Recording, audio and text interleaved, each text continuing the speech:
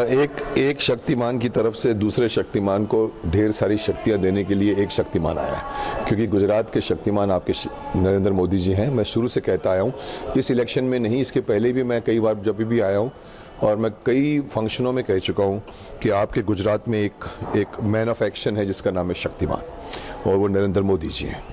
तो और वो सचमुच साबित हो रहे हैं पूरे देश भर में।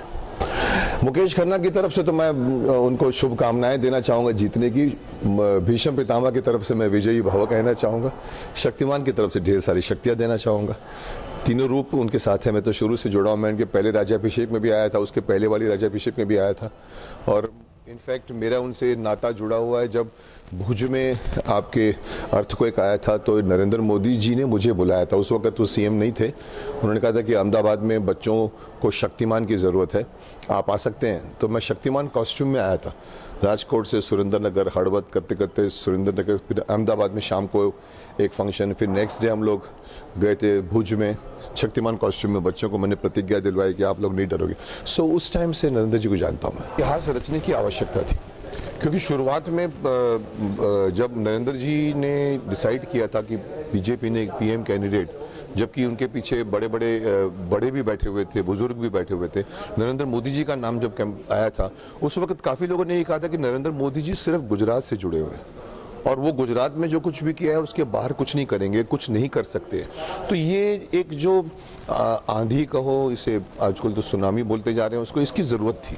क्योंकि देश में अगर कोई पीएम बनता है तो वो पीएम आज जैसे भी मेरे को किसी ने सवाल किया था कि नीतीश कुमार अच्छे बन सकते हैं कि नरेंद्र मोदी बन सकते हैं। सीधे बिहार वाले सोचते हैं नीतीश कुमार बन सकता है, बट समहाउ मैंने उसके पहले किसी इंटरव्यू में बोल चुका था कि नरेंद्र मोदी जी ऑलरेडी, मैं उनके बारे में कह चुका था पीएम कैंडिडेट तो था। तो ये जो प्रचार हुआ है पूरे देश भर में, और मैं एडमायर करता हूं the way Narendra Modi ji speaking everywhere. Banaras कहो या यूपी कहो, महाराष्ट्र में बम्बई कहो, हर जगह में उनका बोलने का अपना तरीका जो है वो हर बच्चों को छू रहा है। ये कांग्रेस तो सिर्फ 15 करोड़ खर्च करके या कितने करोड़ खर्च करके वो सिर्फ पोस्टर पे लिखती है कि युवा शक्ति और वो शक्ति, पर यहाँ दिख रहा है। और जो नहीं देखता, मुझे किसी ने कहा था कि आंधी की कोई लहर वहर नहीं है। मैंने कहा देखिए, अगर कबूतर आंख बंद कर ले तो कि बिल्ली नहीं आएगी, तो ऐसा नहीं होता। बिल्ली आती है और खा जाती है कबूतर को। तो दिख रहा है नरेंद्र मोदी जी का कहर पूरी दुनिया में लहर जो आ रहा है।